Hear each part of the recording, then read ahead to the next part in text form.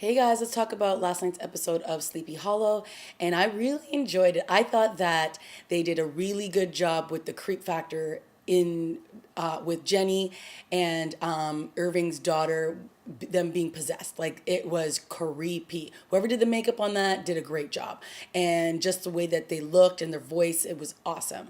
I liked the show. I thought that this was the first episode back since its slight hiatus over the holidays, and I think they did a great job. Yes, there was a lot going on as per usual with this show, but everything works. Like the dynamic with Ichabod and Abby is awesome. You know, we finally got to see him switch up his outfit, and he wasn't a big fan of that. And I like that that was sort of the running thread throughout the episode in terms of his look and dry cleaning, and it just sort of always coming back to the fact that he doesn't want to change like in what works for him. And clearly his outfit, the comfort of it, everything just is a fun little banter that the two of them had going back and forth. The other thing I thought worked really well in this episode was the relationship between Jenny and Abby. As we know, they've been apart for most of their lives, and it all stems back to the time when they were basically taken by Moloch, and their minds were kind of wiped and all that stuff happened. And ever since then, they were estranged essentially as siblings, and Jenny was sort of considered the reckless sister who was off doing things and getting arrested and going to prison. And we find out in this episode that she pretty much did all this so that she could protect Abby, because what we didn't know, and not what we do know now, is that Jenny was possessed. And when she was possessed, she was told that she was going to kill her sister, and it was going to happen at some point, and she didn't know when. And so whenever she would have these, when the whatever was possessing her would come out of her, she would still have these lingering feelings. And so whenever she thought had these thoughts, she would do whatever she could to get herself arrested and get herself in jail so that she could protect her sister. And I thought that was a really interesting revelation, and explains a lot about the dynamic between the two of them.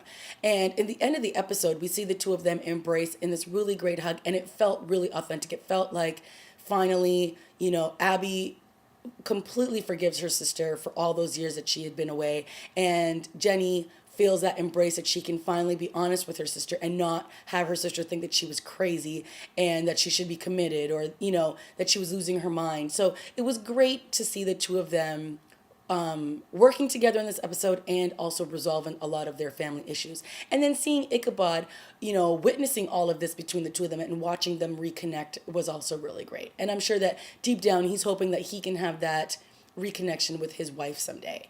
Then we also had Irving's family and his daughter, who was basically the main target this episode of who Moloch and his little craziness was trying to possess, and it actually happened, and she got possessed, and it was really creepy, and she like killed the priest who was there to protect the house, and this thing was jumping from body to body to try to get to her, and then finally it did, and when it took over, it was creepy, and she was like, "Daddy," like, it was just like, oh, they did a really good job with that, and I thought that really worked. I mean, yes, there was some stuff in this story where of course there's a lantern, and of course Jenny knows where it is, and of course it's there to help them, but at the end of the day, this show is more about the characters that are being revealed every day, and less about sort of how they're fighting and winning these battles between all of these demonic and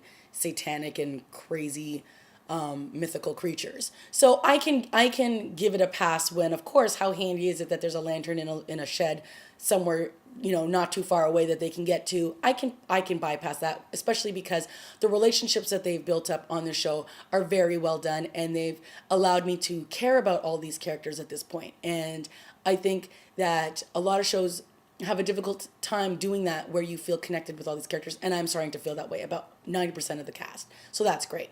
And then of course by the end of the episode, we're already moving forwards into what's going to happen in, I believe, next week's season finale, or season 1 finale, because I think it's 2 hours, and Ichabod makes some invisible ink thing, and he puts it on this book that he's been holding on to, and we find out that is it from Washington? That they thought he died 4 days earlier than when he wrote in this book, the date like 1776 or something. And, you know, it's obviously like, how is that possible if he's supposed to be dead? So it'll be interesting to see where they move forwards with this going next week.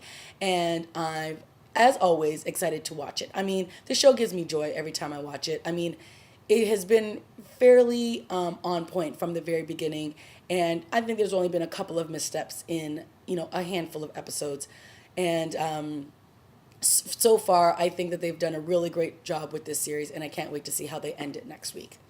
Okay, guys, that's been my review of Sleepy Hollow. Let me know what you thought, and I will see you next week. Bye.